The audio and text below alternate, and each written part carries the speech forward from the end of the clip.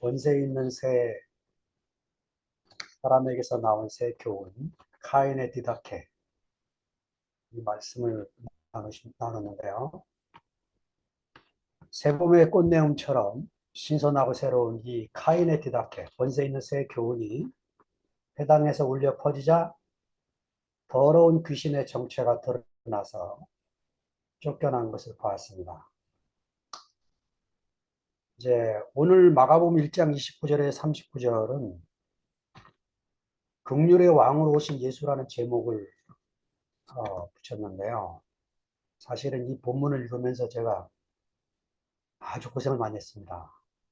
보통 제가 화요일날 이렇게 말씀을 전하고 나면 수요일날 오전에 좀 쉬고 오후부터 다음 본문을 읽고 일주일 내내 이제 생각을 하고 작업을 하는데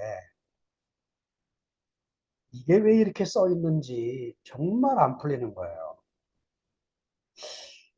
마가는 왜 예수의 기적을 이렇게 많이 나눠서 기록을 했는지 짧게 쓴 이 16장 서신 안에 마가복음 안에 그냥 예수님이 각색병을 다 고쳤다. 이렇게 하나로 묶어도 될 이 사건을 회당에서 귀신이 쫓겨나가고 시몬의 장모의 열병을 고치고 그 밤에 모여든 각색병 환자들을 고쳤고 마지막에는 문둥병자까지 치료했다, 고쳤다는 이 얘기를 일장 안에 다 널어놓는 거예요. 이거 하나로 묶을 수 있거든요. 마가의 이 곧이라는 이 문학 장치로. 근데 왜 이렇게 널어놨는지가 모르겠는 거예요, 도대체. 이 마가의 마음을 모르겠어요. 그런데 목요일 날 교제 모임을 듣다가, 우리 순택 형님 정말 놀랍습니다. 제 숙제를 쫙 풀어주셔갖고, 오늘 제가 아주 가벼운 마음으로 이 한 개념 안에서 이 말씀을 풀 수 있게 돼서 정말 감사드립니다. 이 구절을 마가복음 1장 29절부터 39절을 우리 낭낭한 목소리로, 네, 자매 어디 갔나? 영미 자매가 이거 드리도록 하겠습니다. 네. 갑니다. 회당에서 나와 곧 야고보와 요한과 함께 시몬과 안드레의 집에 들어가시니 시몬의 장모가 열병으로 누워 있는지라 사람들이 곧 여자에 대하여 예수께 여짜온대 나아가서 그 손을 잡아 일으키시니 열병이 떠나고 여자가 그들에게 수종되니라. 저물어 해질 때에 모든 병자와 귀신 들린 자들을 예수께 데려오니 온 동네가 그 문 앞에 모였더라. 예수께서 각종 병이 든 많은 사람들을 고치시며 많은 귀신들을 내쫓으시되 귀신이 자기를 알므로 그 말하는 것을 허락하지 아니하시니라. 새벽 아직도 밝기 전에 예수께서 일어나 나가 한적한 곳으로 가사 거기서 기도하시더니 시몬과 및 그와 함께 있는 자들이 예수의 뒤를 따라가 만나서 이르되 모든 사람이 그를 찾나이다. 이르시되 우리가 다른 가까운 마을들로 가자. 거기서도 전도하리니 내가 이를 위하여 왔노라 하시고 이에 온 갈릴리에 다니시며 그들의 여러 회당에서 전도하시고 또 귀신들을 내쫓으시더라. 아멘. 아멘. 이렇게 읽어주니까 얼마나 말씀이 살아서 튀는지 감사합니다. 29절부터 31절을 먼저 보면 시몬의 장모를 고치는 장면이 나옵니다. 가버나움 회당 근처에 시몬과 안드레의 집이 있었기 때문에 예수님이 회당에서 권세 있는 말씀을 전하시고 그 회당 집회에 참석한 그 귀신 들린 자를 쫓아내고 귀신을, 그리고는 이제 시몬과 동생 안드레와 장모와 함께 살고 있는 자기 집으로 모시고 간 것 같아요. 자, 여기 장모라는 단어가 나오는 거 보니까 베드로는 결혼했고 그 아내의 이름이 두 가지가 있는데 하나는 콘콜디아라는 이름과 페페튜아라는 이름, 두 가지 이름이 있는 이 아내가 있었던 것이 성경에 나옵니다. 이 이름은 알렉산드리아 교부인 클레멘트가 기록을 해 주었기 때문에 우리가 알게 됐습니다. 따라서 그 캐톨릭에서 초대 교황을 베드로로 만들어 놓는다거나 독신주의 교황 제도를 만들어 놓은 이것은 성서에서 온 것이 아니고 자기들의 편의로 만든 제도였다는 것이 보입니다. 자, 32절부터 34절을 보면 예, 예수님이 각색 병자를 고치시는 장면이 나오는데 시몬의 장모의 열병을 치료했다는 소문이 퍼지자마자 온 환자들이 시몬의 집 앞에, 문 앞에 모였다 이렇게 표현하고 있는데 집 앞에 모여든 거죠. 그런데 이 사람들이 모여든 시간이 언제냐면 32절에 저물어 해질 때 처음에 저는 이 양반들이 중병이라 몰래 숨어서 왔나 보다 하고 생각을 했는데 가만히 이 예수님이 회당에 들어갔던 때 안식일이었다는 것을 보니까 금요일 날 저녁 안식일 때부터 토요일 저녁 안식일, 하루 지난 안식일 때까지 예, 이 사람들이, 이 환자들이 예, 아무에게 도움을 받지 못하고 집에 갇혀 있어야 됐던 거죠. 그랬다가 저물어 해가 졌다. 안식일이 끝났다 이 소리인 거죠. 안식일이 끝나자마자 기다렸다는 듯이 환자들이 예수님이 계신 시몬의 집 앞에 모여든 것입니다. 근데 왜 마가가 이렇게 환자들을 계속 치료하는 예수님을 쓰고 있는지, 도울 김영옥 선생도 그가 보니까 자기도 마가를 읽으면서 저처럼 왜 이렇게 예수의 기적을 이렇게 많이 기록했는지 이해가 안 된다고 자기도 그렇게 표현을 하는 걸 봤어요. 자, 그런데 목요일 날, 지난주 목요일 집회죠. 목요 모임에서 예, 세 형제들이 나와서 말씀 요약을 했고 화답을 이어가는데 송교 형제가 교회를 나가면서 외로운 마음이 든다. 이 표현을 하니까 그 표현으로 인해서 형제들이 송교 형제 앞에서 자기를 벗고 여러 가지 이야기들을 개인사들을 내놓게 되자 여러 형제들이 자기 또 개인사를 내놓으면서 하나님께서 자기 인생에 어떻게 관여하셨는지를 내놓기 시작을 했어요. 얼마나 놀라웠는지. 그 영서 형제가 나와서 하나님 나라 얘기하면서 나는 답답하니까 상근 형님 나와서 이 하나님 나라를 확실히 보여달라고 요청을 하니까 상근 형제가 나와서 정말 온 마음을 쏟아내면서 그 영서 형제를 살리고자 하는 마음으로 그 간증을 표현을 해내는데 제가 제 안에 확 꽂혔던 것은 순태경님의 간증이었습니다. 순태경님의 간증을 편안하게 누워 듣다가 순태경님 간증 속에 이런 말이 나와요. 긍휼의 왕이신 구주. 저거 뭐지? 왜냐하면 제가 신구약 성서를 읽으면서 긍휼의 왕이라는 단어를 한 번도 본 적이 없거든요. 평강의 왕은 봤죠. 평화의 왕. 그래서 이제 일어나서 뒤지기 시작을 한 거예요. 정말 그거를 뒤지다가 마가복음 1장이 풀어지게 됐어요. 예, 고생하면서 이 마가복음 1장이 안 풀렸는데 지금 마가가 뭐를 그려주고 있느냐? 더러운 귀신을 쫓아내고 열병을 치료하고 각색 병자들을 치료하는 예수님의 모습을 마가가 그리면서 그 예수님 속에 지금 긍휼의 왕이 오셨고 긍휼의 강이 흐르고 있는 모습을 표현하고 있는 거죠. 야, 아주 가슴이 뻥 뚫리는 간증이었습니다. 그래서 제가 그날 저녁에 어제 저녁이군요.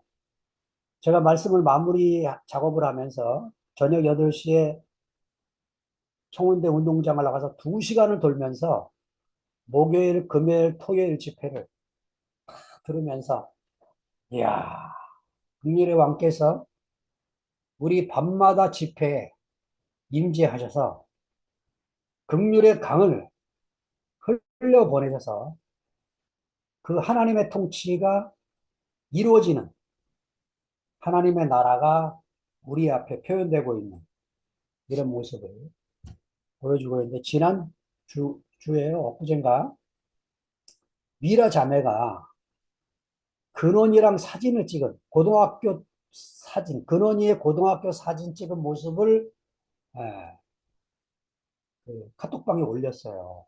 얼마나 감동이었는지. 저는 그 승모 경제가 18년 동안 같이 살았다고 표현하는데 깜짝 놀랐습니다. 아, 그 은라 승모 부부와 미라 자매 속에 이르는 흐르고 있는 긍휼의 강. 그것이 근원이를 살리고, 예, 선미와 한철이 사이에 흐르고 있는 이 긍휼의 강이 얼마나 아름다운 부부로 우리 앞에 서고 있는지 보이고, 실내 누님이 민철이와 살고 있는 그 아름다운 광경이, 예, 하나님의 통치가 시작이 되면, 예, 긍휼의 왕이신 그 주님이 우리에게 오시면, 예, 긍휼의 강이 흐르고, 그 나라에서 못 살 사람이 아무도 없는 그런 한 세기가 펼쳐지고 있는 것을 보게 돼서 정말로 감동이었습니다. 그 예수님이 지금 환자들을 만나고 있는 이 당시 이스라엘 형편을 살펴보면요. 나라 전체가 땅도 있고 백성도 있는데 주권이 없어서 늘 남의 나라 식민지 백성이기 때문에 모든 것을 빼앗기고 사는 이런 광경을 보여주고 있습니다. 우리나라도 일제치하 30년 동안에 얼마나 많은 것들을 빼앗기고 언어마저 잃어버리는 그런 때가 오게 됐고 부모로부터 받은 이름마저 계명을 하지 않으면 안 되는 그런 슬픈 형편을 겪었는데 이스라엘도 지금 똑같은 상황인 거죠. 종교의 형편을 봅시다.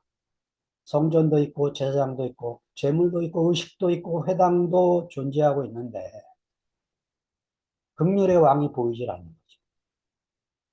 자, 어떤 형편입니까?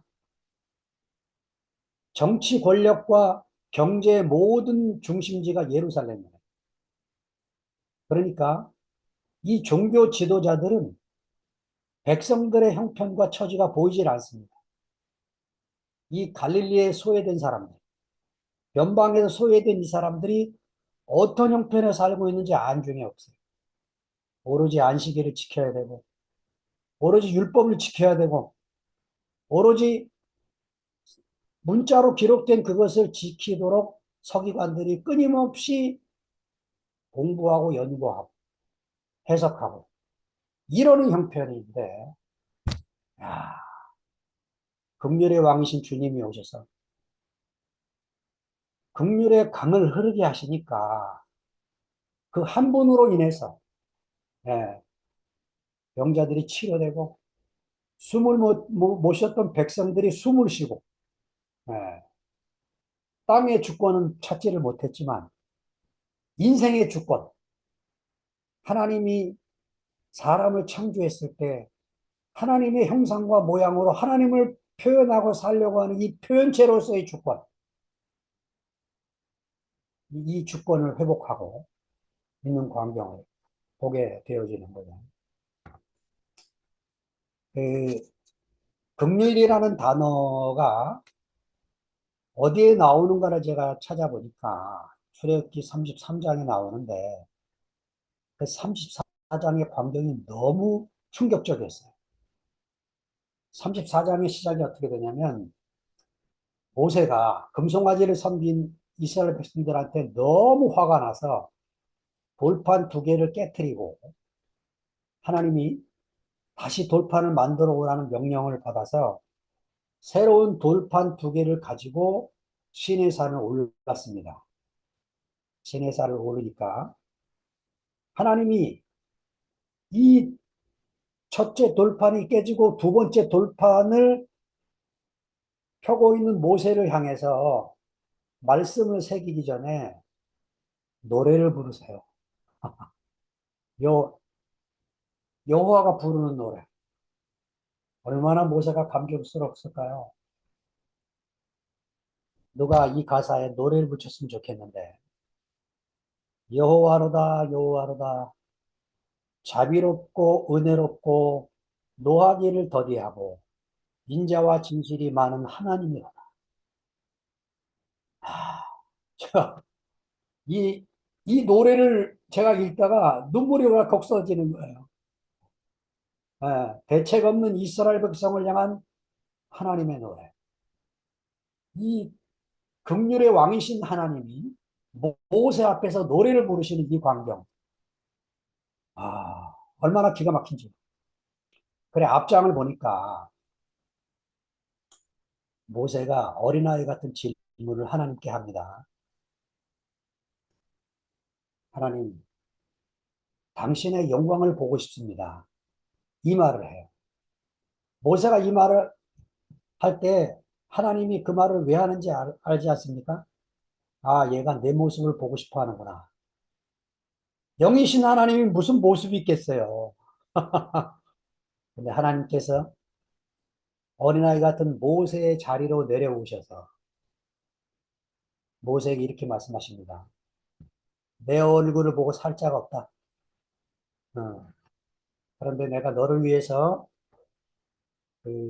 내가 손바닥으로 너를 가리우고 내가 네 앞으로 지나갈 텐데 네가 내 등은 보게 될 것이다. 야, 이래 말씀하시면서 모세 앞에서 하신 말씀이 출애굽기 33장 19절에 최초의 긍휼이라는 단어가 나온 이 말씀입니다. 나는 은혜를 줄 자에게 은혜를 주고 긍휼히 여길 자에게 긍휼을 베푸느니라. 네. 여러분, 하나님이 이 긍휼을 베푸신다고 말할 때 이거는 하나님의 언약 백성에게 하는 말씀이에요. 언약 관계가 아닌 하나님과의 언약 관계가 아닌 이방인에게는 하나님의 긍휼이 없습니다. 긍휼은 언제 베푸는 겁니까? 이렇게도 안 되고 저렇게도 안 되고 완전히 인생에 답이 없는 이렇게도 안 되고 저렇게도 안 되는 그 상태 때 하나님이 베푸시는 게 긍휼이에요. 자, 그러니까 이 도저히 안 되지만 난 너를 버릴 수가 없다. 어? 네가 없으면 나도 없게 된다. 사람을 포기하지 못하는 하나님. 사람을 버릴 수가 없어서 인간을 향한 마지막에 내쏟아 붓고 있는 이 마음이 긍휼이라는 단어. 긍휼. 그러니까 이 긍휼 속에는 사람에게 없는 마음이에요. 사람에게 없는. 우리는 이 긍휼이라는 말을 평소에 안 씁니다. 예, 이런 마음이 사람에게는 없어요. 아, 근데 하나님이 이스라엘을 향해서 이 마음을 보여주고 흘려보내는 거죠. 내가 너를 택했기 때문에, 내가 너를 불렀기 때문에, 내 속에 있는 이 모든 것들을 너에게 은혜를 베풀고 긍휼을 베풀 수밖에 없는 대상이 너다 이 말이죠. 아,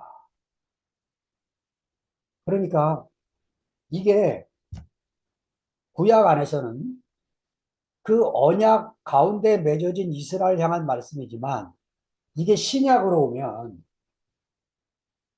어떻게 되는 겁니까? 내가 예수를 선택했다는 그 단순한 하나 때문에 예, 긍휼이 무조건적으로 주어지는 사람. 그러니까 내가 뭘 해서 하나님이 내게 긍휼의 대상이 되는 게 아니고 예, 그 하나님의 아들 예수를 내게 주셨기 때문에 내가 그걸 받았기 때문에 나는 하나님의 긍휼의 대상이 돼. 마태가 이렇게 말하지 않습니까?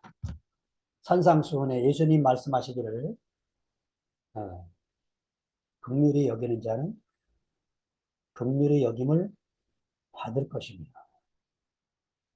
이거를 그냥 표면적으로 읽으면 내가 누구에게 긍휼을 베풀어야 하나님에게 긍휼을 얻는다는 것처럼 보여요. 이 마태가 쓰는 표현 방식을 우리가 잘 읽어야 됩니다. 마태는 이런 식의 표현들이 많아요. 마태복음서 안에.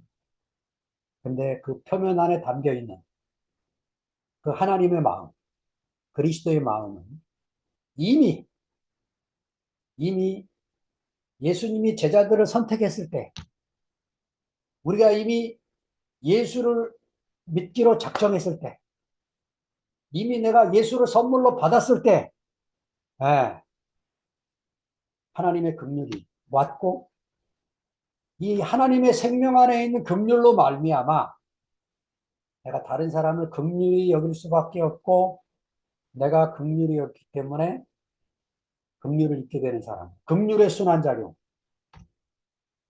이게 지금 하고 계시는 거죠.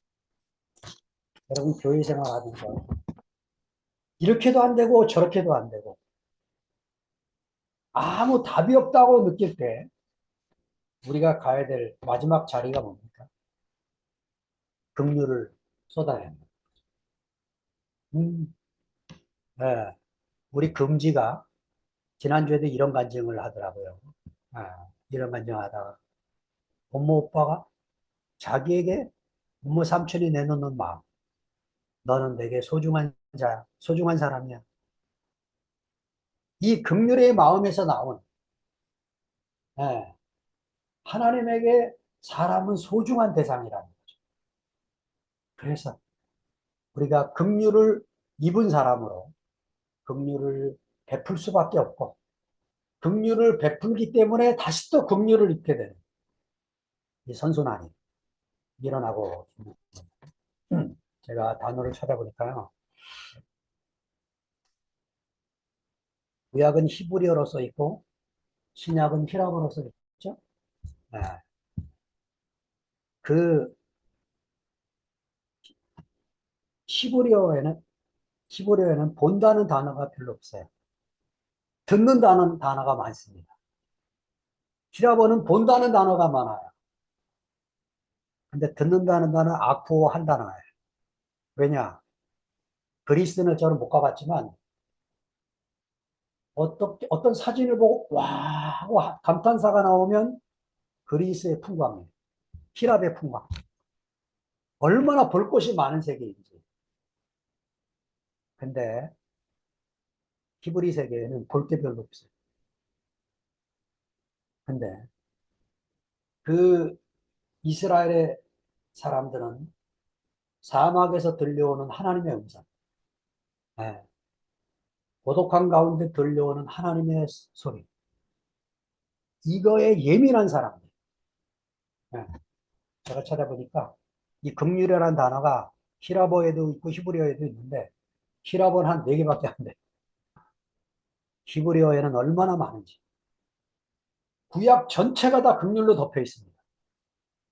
이스라엘이 불순종하고 채찍에 맞아도 돌아오지 않고 멸망당할 때까지 하나님을 떠나서 불순종하고 우상숭배할 때 마지막으로 말라기서에 내놓는 말이 이거잖아요.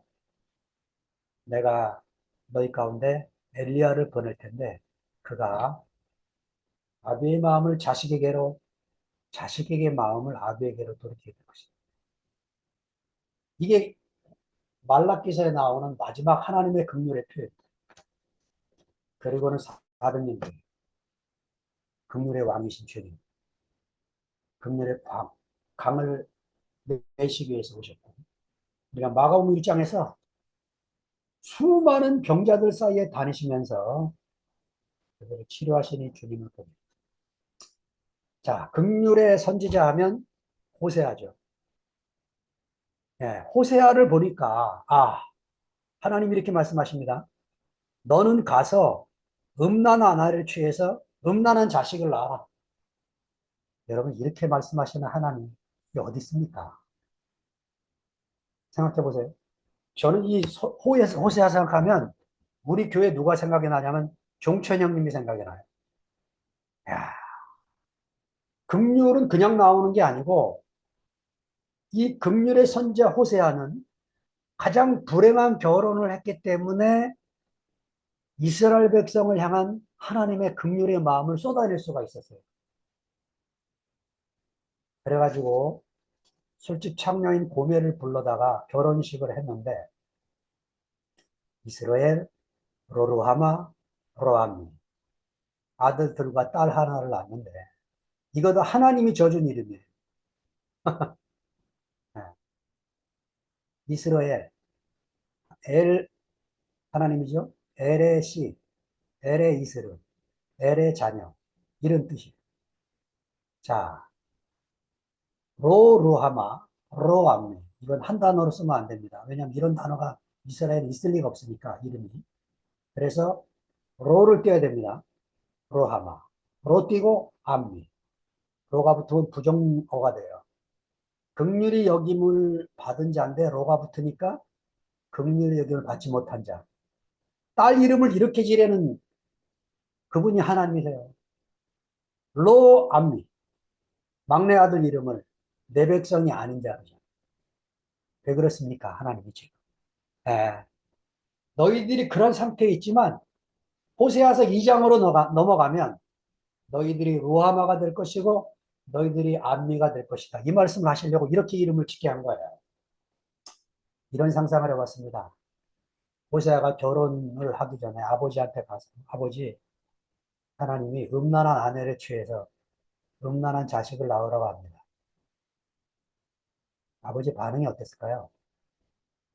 제가 그 아버지 이름을 찾았어요. 부엘이. 그 아버지 이름이 호세아 1장 1절에 나오는데 이 아버지 이름의 뜻이 우물, 샘이라는 뜻입니다. 그냥 샘이 아니고 깊은 샘, 깊은 우물. 아버지가 이렇게 반응했을 것 같아요. 아들아, 하나님이 무슨 뜻이지 않겠니? 존중해라. 아마 이랬을 거예요. 예. 그래서 이스라엘의 긍휼을 입어서 나온 이 시가, 예수라는 한 시가 우리에게 주어진 거예요. 예. 그 어젯밤에 광태형제가 간증한 내용을 들어보니까 세상에 큰 교통사고를 입고 지금 또 수술해야 된다네요. 의사한테 갔더니 지난번 수술 때에는 두 주면 병원 입원하면 될 것 같다 그러더니 두 달이 걸렸대요. 퇴원할 때까지. 이번에는 광태형제가 얼마나 걸릴 것 같습니까? 물었더니 대답도 안 하시더래. 그래서 제가 뭐 따지려고 그러는 게 아니니까 그냥 편하게 말씀해 주시고 그래도 모르겠다고 그럽니다. 몇 달이 걸릴지. 입원 기간이 몇 달이 걸릴지. 야, 그 얘기를 명주자매한테 했더니 이 명주자매 답 좀 보세요. 길게 입원시키면 당신 보고 쉬라는 얘기고 짧게 입원시키면 형제들과 교통하며 살라는 말씀이니까 아무 걱정하지 말라는 거죠. 광태현재 간증하는데 꼭 남의 다리 수술하는 것 같은 얘기를 하는 거예요. 예. 이 부부 사이에 흐르는 이 긍휼의 강. 우리가 이 세계에 지금 살고 있는 거죠, 이 세계. 예. 자, 마지막 35절부터 39절에 가면 새벽 오히려 미명에 예수께서 일어나 나가 한적한 곳으로 가사 거기서 기도하시더니 여기 한적한 곳이라고 번역을 한 이게요. 에레모스입니다. 광야예요, 광야. 그런데 1장 앞절에 광야라고 번역한 걸 여기 왜 한적한 곳으로 번역했냐? 아, 지금 가버나움 근처에서 주무셨는데 거기 광야가 어떻겠어요?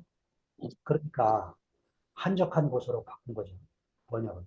편안한 번역이 되게 하기 위해서. 자, 첫 번째 에레모스는 예수님이 시험을 받기 위해서 광야, 사막으로 갔습니다. 두 번째 에레모스는 예수님이 기도하라고 하셨어요. 우리에게 광야가 왜 필요합니까? 네, 시험을 거쳐야 됩니다. 두 번째, 기도해야 돼요. 왜 기도해야 됩니까?